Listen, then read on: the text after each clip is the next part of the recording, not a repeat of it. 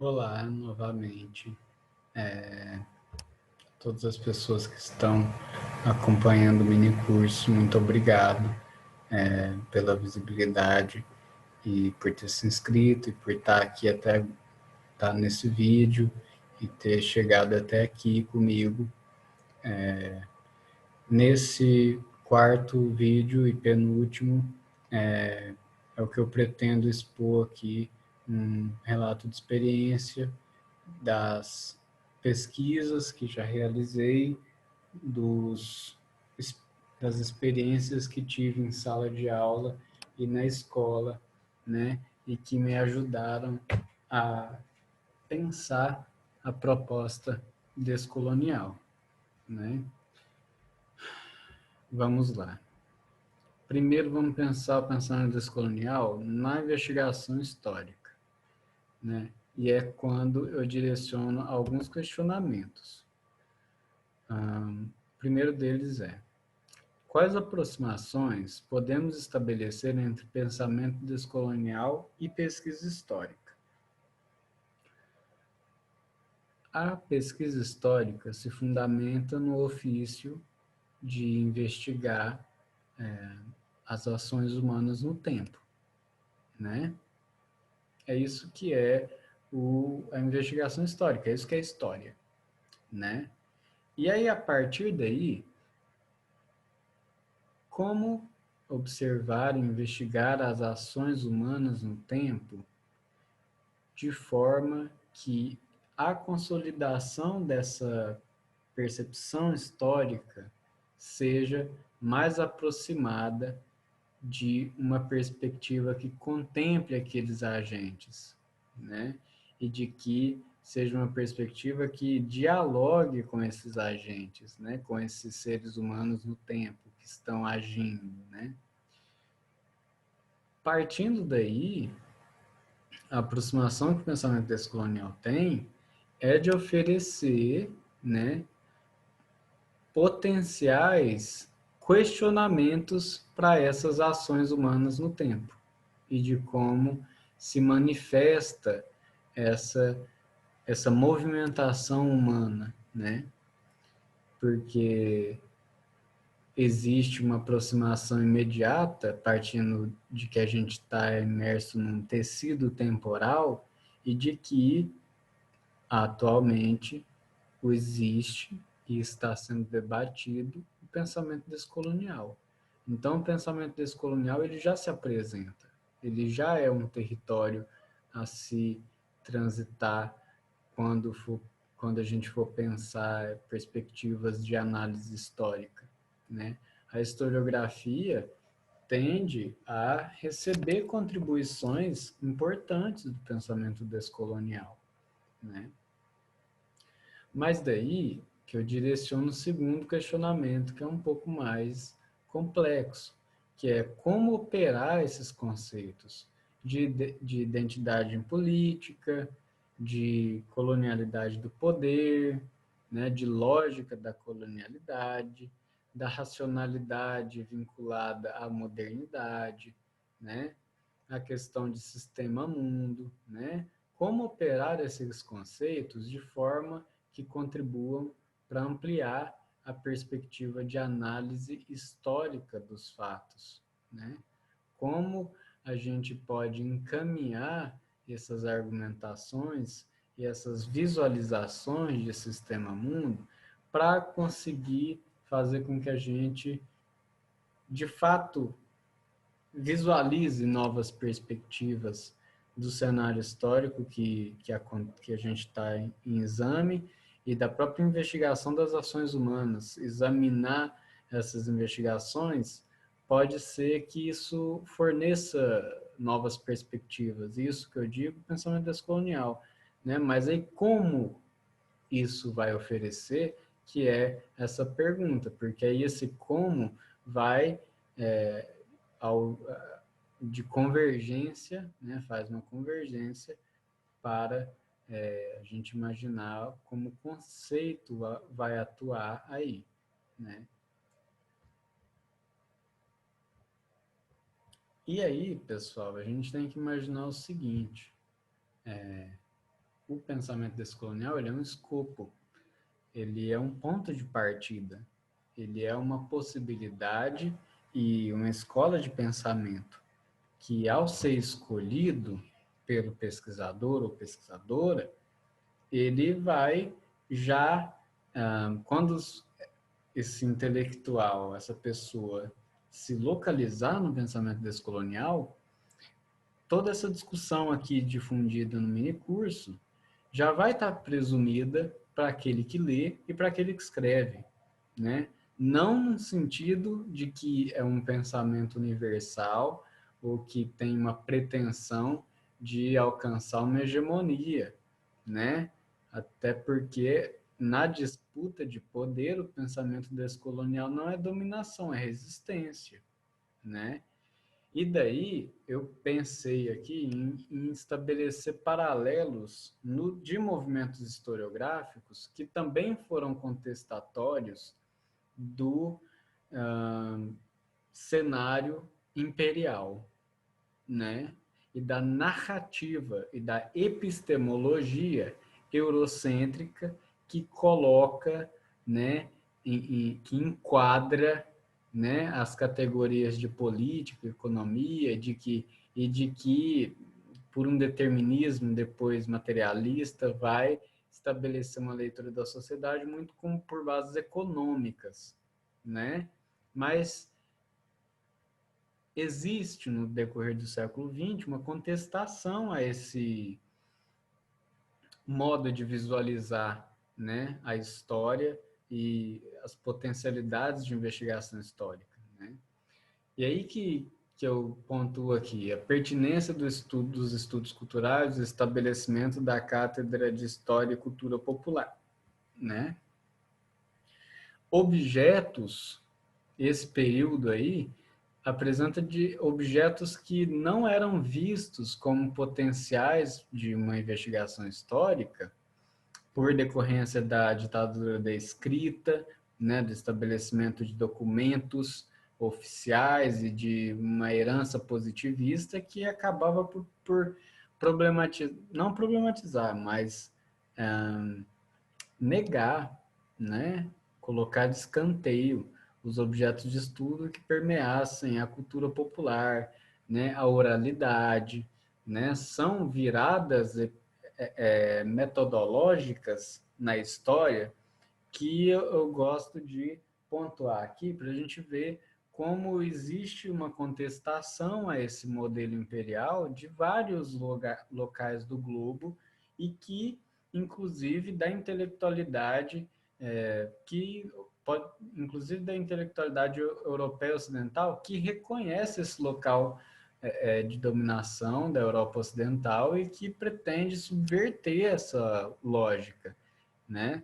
Porque como essa lógica acaba por criar outras dinâmicas de opressão, uma pessoa que esteja literalmente no território da Europa Ocidental ela já não é privilegiada, né? Porque aí o ajuste do sistema mundo está com base na identidade, né? Muito mais do que na localidade, né? Outro movimento pertinente e que tem uma conexão direta ao pensamento descolonial é a história vista de baixo, da nova esquerda inglesa, e que eles têm um pressuposto anti-essencialista, né? Que nega que nega e combate as noções universais, né? De sociedade e do ponto de vista filosófico de acreditar que existe uma unilateralidade de conhecimento, né? E aí eles propõem a quebra disso, né? E a ruptura com isso, e aí a questão dos estudos culturais também é disseminada nisso, porque são intelectuais que dialogam e a própria noção de marxismo ela passa a ter uma atenção diferente e também vista com receio, no sentido, o determinismo econômico ele fica visto com receio por esse movimento historiográfico e que ele causa uma repercussão e é um exemplo também para a gente entender diálogos possíveis, né, entre movimentos intelectuais da historiografia e correntes historiográficas que contribuem para o revisionismo e crítica ao modelo imperial e à retórica, né, de um mundo ocidental, europeu, né, e que tenta combater os pressupostos de uma hegemonia eurocêntrica, né? Três historiadores que eu menciono que são importantes também e que têm um potencial de diálogo com o pensamento descolonial e com as correntes históricas que rompem com a narrativa e tudo mais, eurocêntrica e com base na racionalidade e modernidade, é a Carmen Bernan e o Sérgio Gruzinski, né, que são historiadores que pesquisam a América Latina e que tem, vou fazer menção a uma obra que é a História do Novo Mundo, que eles fazem, eles já têm, eles alcançaram uma autonomia intelectual para estabelecer uma narrativa histórica dos povos pré-colombianos que também valoriza os signos, significados e bases, né, de pensamento e principalmente de cosmologia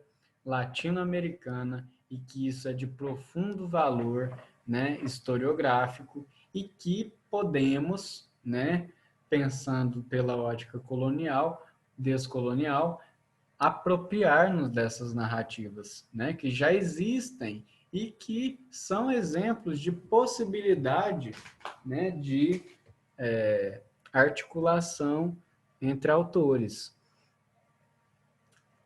Outra coisa, e que é o que eu vou entrar com a minha vivência, que é o fortalecimento da pesquisa e procura por investigações históricas, tendo como objeto o regional, né? E também como já existe no Brasil um revisionismo, principalmente eu pesquiso o período da experiência democrática no Brasil, o período da dita experiência democrática, né, por historiadores como Jorge Ferreira, e que vai dizer respeito a uma experiência histórica que o Brasil viveu de governos democráticos, né, mas que depois sucede pela ditadura militar. E aí, quais são as questões, né? Nesse período, é muito disseminado as questões gerais, vamos por aí.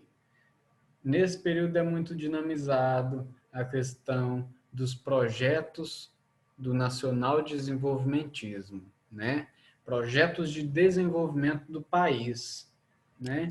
Daí Minolo, né, o Walter Minolo, ele é muito contribuinte nesse momento, porque aí ele já cria um link para a gente desconstruir essa noção de desenvolvimento, né, de não olhar para esse período como um período de bonança, ou até mesmo como a própria historiografia reconhece, uma experiência democrática, mas o pensamento descolonial ele oferece a possibilidade da gente questionar, e quais níveis de democracia isso existe?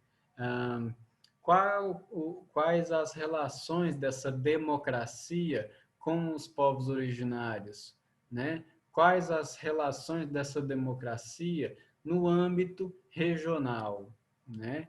E aí é o que eu entro no sentido de citar historiadores, né? Historiadora que propõe a conceitualização de região, que é Janaína Amado, que vai ao conceituar trazer as influências da geografia e da interdisciplinaridade, já pressupondo a história regional enquanto um território de interdisciplinaridade, e que isso também é um fator que pode provocar, né, encontros com o pensamento descolonial, de pensar como regional é um enfoque de uma investigação histórica, de como isso é um objetivo para se entender os projetos locais, a epistemologia, o pensamento, a política e as particularidades de um meio regional. E que, para citar o historiador também referência em história regional no Brasil, Durval Muniz de Albuquerque, vai conceituar a região enquanto um objeto em fuga, né? Mas é porque região é justamente isso, territorialmente é problemático de se pensar território político e de território de pertencimento, né? E de pensar também vincular a região à ancestralidade, à constituição da identidade, e de como ele vai falar um objeto em fuga, e eu estabeleço também uma conexão com um pensamento descolonial, no sentido de é um objeto em fuga porque a própria identidade é um objeto em fuga em termos de identidade latino-americana, por ser proveniente desse território de disputas epistemológicas e de conhecimento e, enfim, né? Daí, a perspectiva da história regional, ela oferece um potencial para diálogo com o pensamento descolonial, né?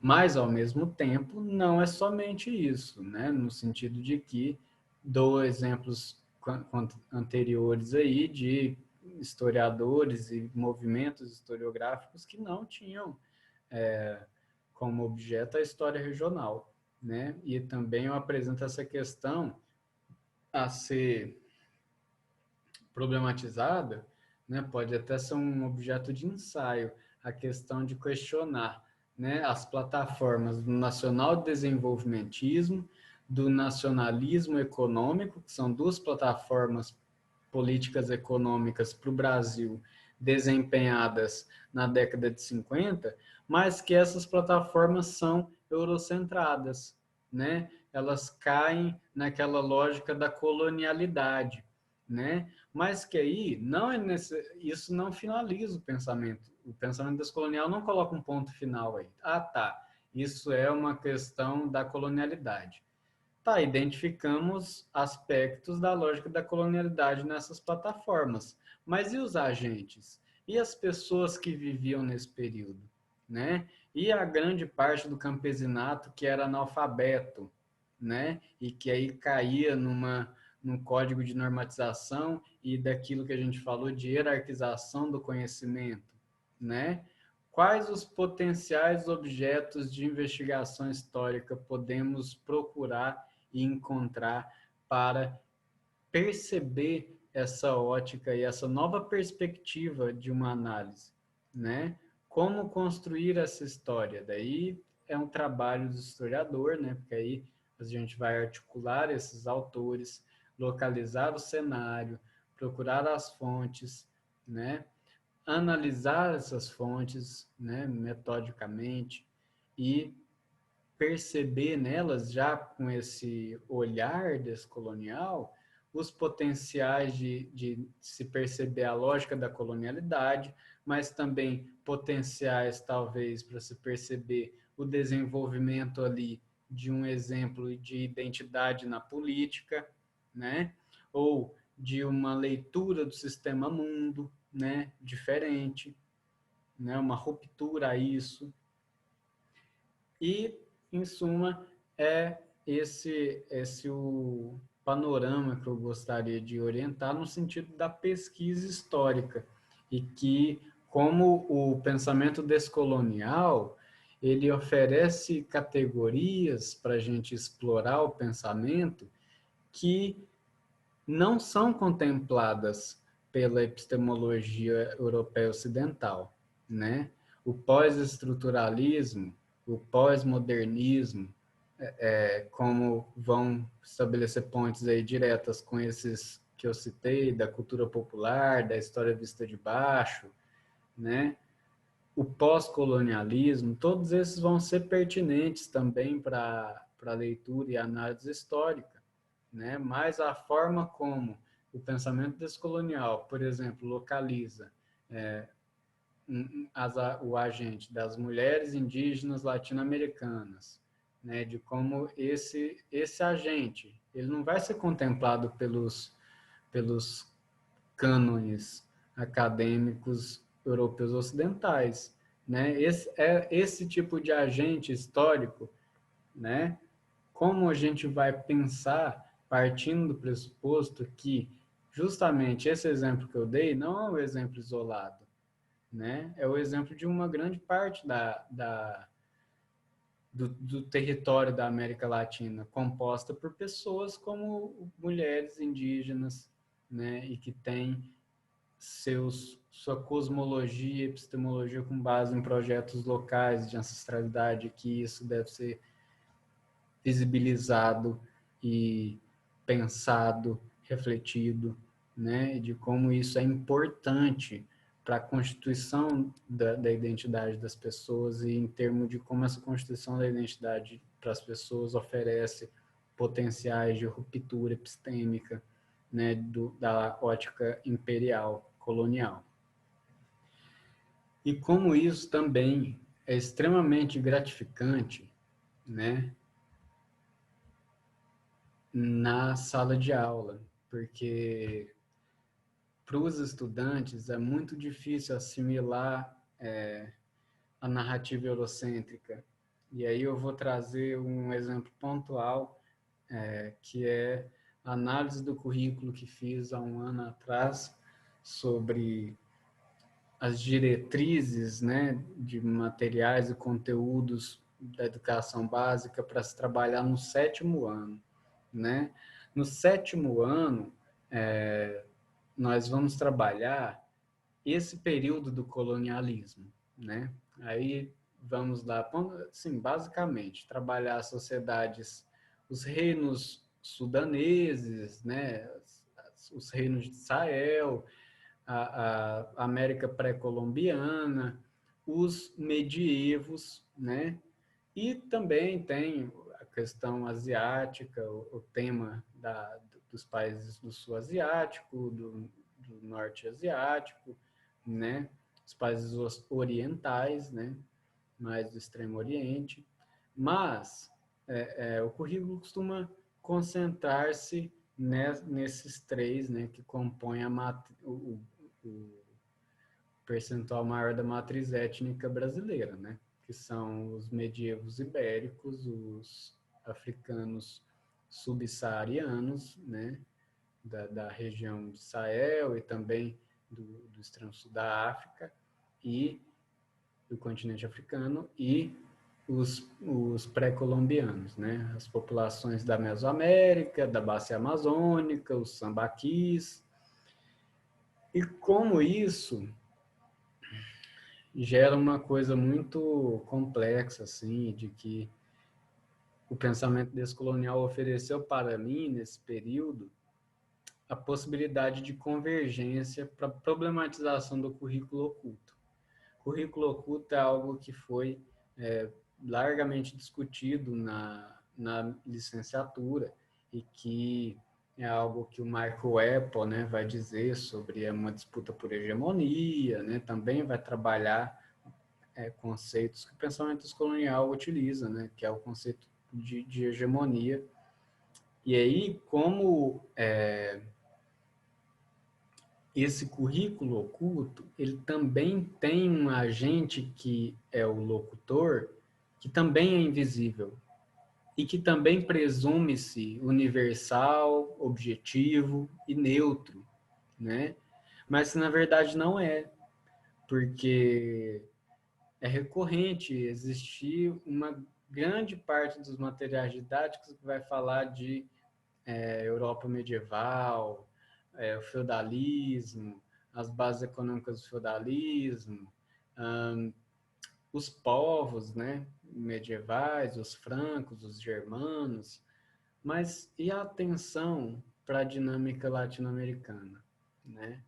E a atenção para as formas de vida e de organização social que são tão preciosas para que se trabalhe, né?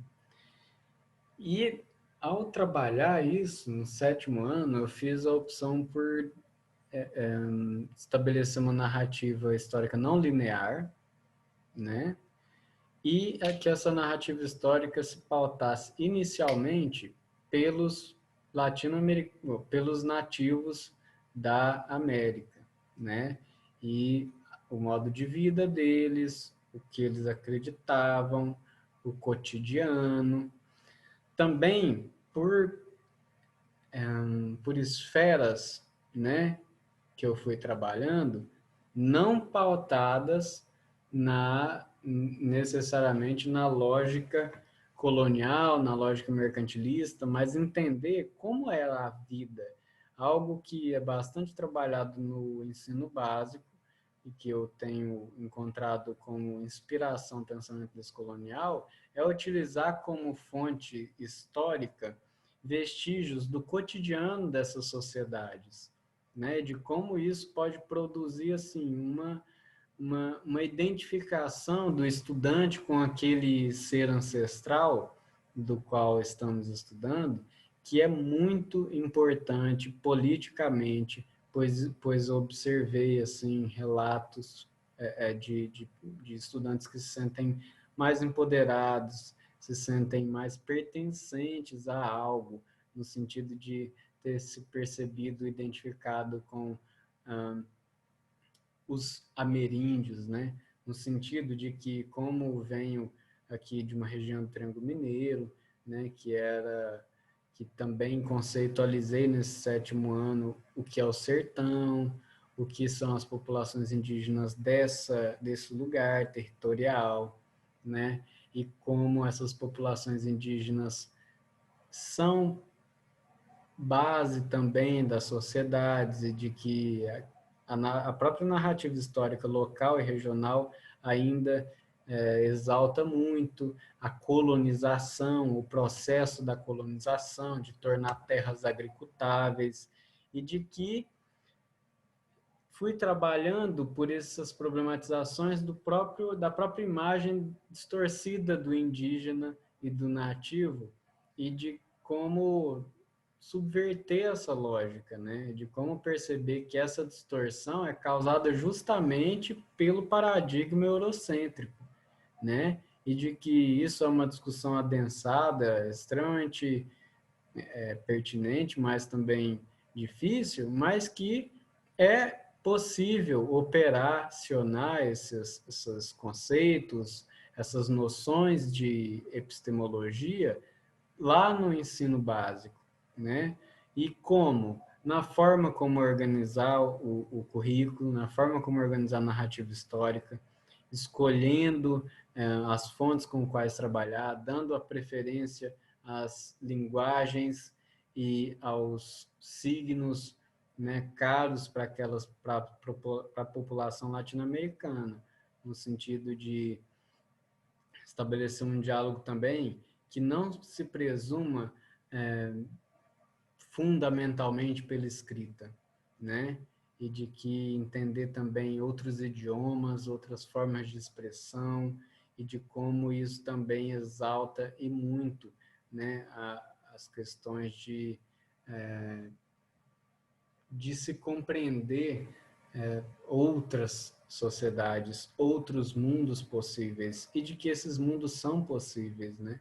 E aí é o que gera a força vital nos estudantes que passaram por esse processo de se engajarem politicamente, de opinarem mais e de se perceberem mais atuantes nas suas próprias vidas, no sentido de perceber essas estruturas e de trabalhar nisso, assim, né? No sentido de subverter essa lógica, né? E que aí eu acredito e percebi que há um estabelecimento de uma educação libertária ao relacionar, né? Partindo do pressuposto que, ao estabelecermos uma crítica descolonial, isso provoca o fortalecimento da identidade latino-americana dos estudantes, né? E da identidade latino-americana, que eu falo num sentido mais amplo também, no sentido até de entender o processo de dominação e escravização, mas não pensar os ancestrais limitados a essa lógica, porque é uma lógica justamente do sistema mundo, é de colocar esses indivíduos como engrenagens de um processo histórico de consolidação do capitalismo, mas não é isso, né? É muito mais, né? São interações sociais que acontecem aqui nesse território e que são pautadas muitas vezes por violência, mas de que isso deve ser visto como uma expressividade histórica, são seres agindo no tempo, né? De que não são seres aculturados, né, sem cultura. Os africanos que vêm do processo da escravização não são sem cultura, assim como os indígenas não são sem alma, né? Não é porque esses perfis étnicos não estão inseridos na lógica da colonialidade que eles têm de ser invisibilizados. É um papel fundamental do historiador e do professor de história, visto que a história na sala de aula, no ensino básico, ela tem um comprometimento de elaborar o sentimento de cidadania, né, de direito aos espaços pelo estudante. Então, assim, para ele reivindicar esse direito, nada mais necessário do que elaborar e se empoderar com as suas identidades e ter o devido reconhecimento disso e problematizar a lógica de colonialidade, exploração e subjugação, né, subjugar, que essa lógica faz, subjugar os indivíduos latino-americanos. Eu só trago uma fotografia aqui, né, de um momento que também, assim, eu acredito que foi muito um exemplo desses que eu estava inspirado por isso, porque eu organizei essa sequência didática para trabalhar os ameríndios da Mesoamérica. E aí o que fizemos? Fomos fazer essa narrativa e exploração com os documentos, os pictoglifos, né, que estão nas pirâmides, as estátuas, e a gente foi estabelecendo como o cotidiano daquela sociedade girava em torno de alimentação. Aí nós estabelecemos paralelos. O que é alimentação hoje, né? Como as pessoas se alimentam, como elas cultivam os alimentos, como é essa rede, e aí estabelecendo paralelos em como era a ritualização do alimento entre os ameríndios, como eram as técnicas de cultivo, a agricultura, o que era produzir o excedente para eles, as divindades que representavam, né, os alimentos, e também o sentimento de um ritual e de se alimentar coletivamente, né, e o potencial disso. E foi muito interessante porque aí eu levei, né, bases alimentares da América Latina, que no caso é a mandioca, né, e aí eu levei a goma de tapioca e também milho e especiarias no sentido de levei também feijão, né, e alimentos relacionados à dieta dos ameríndios, né, e fui estabelecendo pontes e diálogos, né, para eles entenderem também, eles pensarem que a história também é parte do cotidiano deles atual, né, de alimentos que eles consomem e de qual a diferença no processo histórico disso tudo. A questão das especiarias que eu mencionei agora também foi problematizada, a questão da Índia, né, do sul asiático ser um território de exploração dessas especiarias e que também derivado do colonialismo, e de como foi extremamente gratificante também os quebrar a lógica, né, de uma sala de aula iluminista, com fileiras, mas com a aspiração criativa estabelecida ali, né? E de uma lógica de um conhecimento não objetivo, não neutro, né? Mas que empodere, que estabeleça e que possibilite, né, o desenvolvimento da identidade na política e da participação dessa construção do conhecimento de elaboração da própria identidade e de que é muito gratificante e é uma das possibilidades de se articular esse pensamento descolonial, né? Daí chegamos com a atividade, mas a atividade eu gravo um próximo vídeo para a gente finalizar legal, que aí eu vou explicar melhor a atividade, mas desde já eu agradeço você que chegou até aqui no vídeo e falta só mais um pouco, agora um vídeo pequeno, breve, que eu vou anexar com a explicação das atividades. Eu espero que você tenha gostado e que eu tenha contribuído para o conhecimento e articulação de ideias que você pretenda ter, né? E reitero a possibilidade de entrarmos em contato, de como eu acredito nisso ser algo extremamente precioso, caso você queira.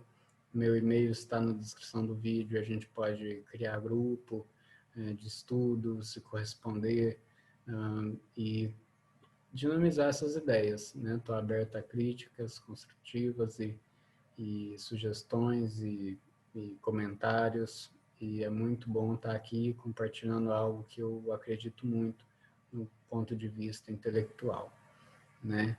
E é aqui que eu finalizo o vídeo. Até o próximo e último vídeo desse mini curso.